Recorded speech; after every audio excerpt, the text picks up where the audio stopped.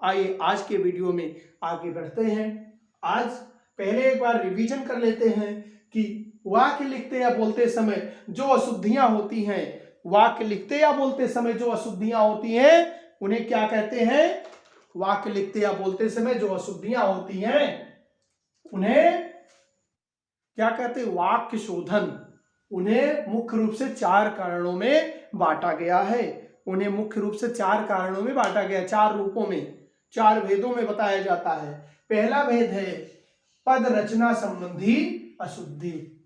दूसरा भेद है पदबंध संबंधी अशुद्धि। और तीसरा भेद जो आज हम लोग पढ़ेंगे, वाक्य रचना संबंधी अशुद्धि। वाक्य रचना के द्वारा कैसे अशुद्धि करते हैं, वाक्य रचना करते समय हम कौन कौन से अशुद्धि करते हैं, आज इस पर चर्चा करेंगे, आज इस पर बात करेंगे। आइए देखते हैं। इसके बाद आता है शब्दार्थ संबंधी अशुद्धि। शब्दार्थ, जब शब्द के अर्थ से कोई अशुद्धि हो, अर्थ के द्वारा कोई अशुद्धि हो, तो वहां पर शब्दार्थ संबंधी अशुद्धि होती है। इसके 2 रूप मिलते हैं, अर्थ और पुनरुक्ति। अर्थ और पुनरुक्ति। आइए देखते हैं अर्थ की अशुद्धि कैसे होती है, पुनरुक्ति की अशुद्धि कैसे होती है, अव्यय की अशुद्धि कैसे होती है, क्रिया विशेषण की अशुद्धि कैसे होती है। तो सबसे पहले जानेंगे अव्यय किसे कहते हैं। अव्यय संबंधी अशुद्धि तभी हम बता सकते हैं जब हमें पता हो अव्यय किसे कहते हैं।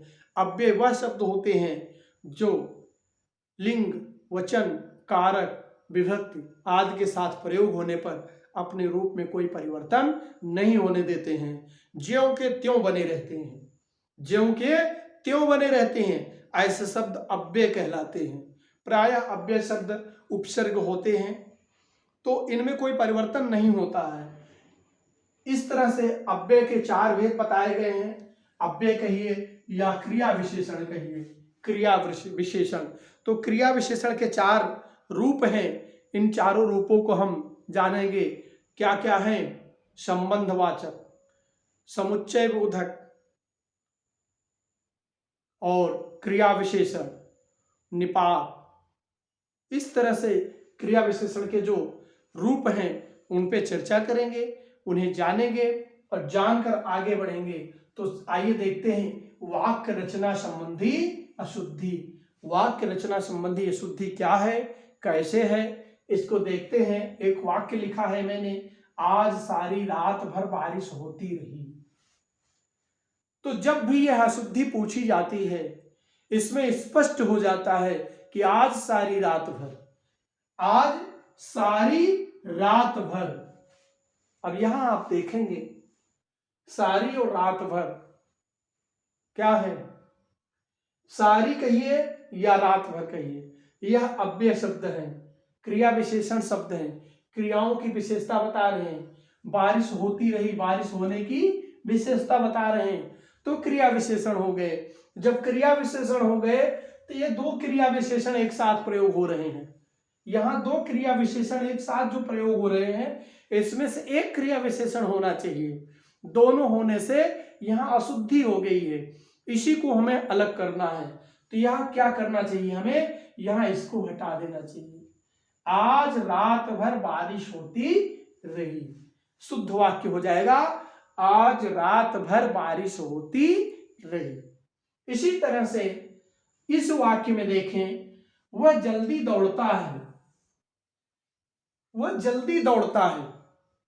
अगर देखें दौड़ने की क्रिया विशेषण जो है, दौड़ने का विशेषण है, दौड़ना क्रिया है, इसका विशेषण है जल्दी। तो जो विशेषण प्रयोग किया गया है, यह क्रिया विशेषण प्रयोग किया गया है, यह शुद्ध नहीं प्रयोग किया गया है, क्योंकि दौड़ना कार्य जल्दी नहीं होता, दौड़ना कार्य तेज होता है, धीरे होता है, आदि से होता है। तो यहां हमें क्या लिखना है, वह धीरे दौड़ता है, वह तेज दौड़ता है। तो यहां अगर तेज लिखे, तेज दौड़ता है, धीरे दौड़ता है, तो सही हो जाएगा। धीरे लिख दें या तेज लिख दें, किसी भी हालत में यह वाक्य सही हो जाएगा। लेकिन जब तक यह जल्दी लिखा गया है तब तक यह वाक्य शुद्ध नहीं है। यह क्रिया विशेषण अव्यय शब्द के रूप में प्रयोग हुआ है, और यह अव्यय के रूप में प्रयोग होने के कारण गलत अव्यय का प्रयोग हुआ है। यहाँ तेज होना चाहिए या धीरे होना चाहिए तो सही हो जाएगा। तेज दौड़ना, धीरे दौड़ना, कुछ भी सही हो जाएगा। इसी तरह चौथे रूप में आते हैं शब्दार्थ संबंधी अशुद्धि। अब शब्दार्थ संबंधी अशुद्धि क्या है? शब्द के अर्थ से संबंधित या पुनरुक्ति, जहां पुनरुक्ति का प्रयोग हो ऐसी अशुद्धि। जैसे यहां देखते हैं कि मैं सप्रमाण कहता हूं, मैं कोई बात कहता हूं तो सप्रमाण कहता हूं। अगर प्रमाण है तो सप्रमाण क्या, सप्रमाण की आवश्यकता क्या है? तो यहां हमें स नहीं लगाना है, यहां पर हमें स का प्रयोग नहीं करना है, क्योंकि स लगाने से ही यहां पर दोष हो रहा है। मैं प्रमाण से कहता हूं, प्रमाण से कहता हूं, मैं प्रमाण रूप से कहता हूं, प्रमाणित रूप से कहता हूं। इस तरह से वाक्य यहां सही होगा। स का प्रयोग यहां बिल्कुल भी नहीं होगा, स का प्रयोग बिल्कुल भी नहीं होगा, याद रखिएगा। इसी तरह से आप कब वापस लौटेंगे। अब यहां पर देखिए पुनरुक्ति क्या है, यहां पर वापस और लौटने की बात कहते हैं। वापस और लौटना यह दो शब्द हैं, यहां अर्थ से संबंधित नहीं है, यहां पुनरुक्ति से संबंधित हो गया। इसमें अर्थ से संबंधित था, लेकिन यहां पुनरुक्ति से संबंधित हो गया। पुनरुक्त पुनः उक्ति, कोई उक्ति जब एक से अधिक बार आए, पुनः आए, बार बार आए, पुनरुक्ति। यह पुनरुक्ति जब कोई उक्ति बार बार है, कोई कथन बार बार कहा जाए, कोई कथन बार बार कहा जाए तो वहां पुनरुक्ति होता है। और जहां निरर्थक कहा जाए वहां दोष हो जाता है। जब कोई कथन बार बार एक साथ प्रयोग किया जाए तो वहां दोष हो जाता है। कौन सा दोष हो जाता है? शब्दार्थ संबंधी अशुद्धि का दोष, जिसे पुनरुक्ति दोष भी कहते हैं। तो पुनरुक्त दोष क्या है? जो हम 4 भागों में बांटे हैं उसके कई रूप हैं, इतने रूप पाए गए हैं। अगर देखा जाए तो 1 2 3 4 5 6 7 8 9 10 11 रूप है। वैसे प्राय 10 रूप बताए जाते हैं, लेकिन यहाँ 11 रूप हैं। उन 11 रूपों को 4 भागों में बताया गया है। 4 भागों में जब बताया गया है तो चौथे प्रकार में अर्थ और पुनरुक्ति आता है। अर्थ और पुनरुक्ति जो आता है वह कहता है आप कब वापस लौटेंगे।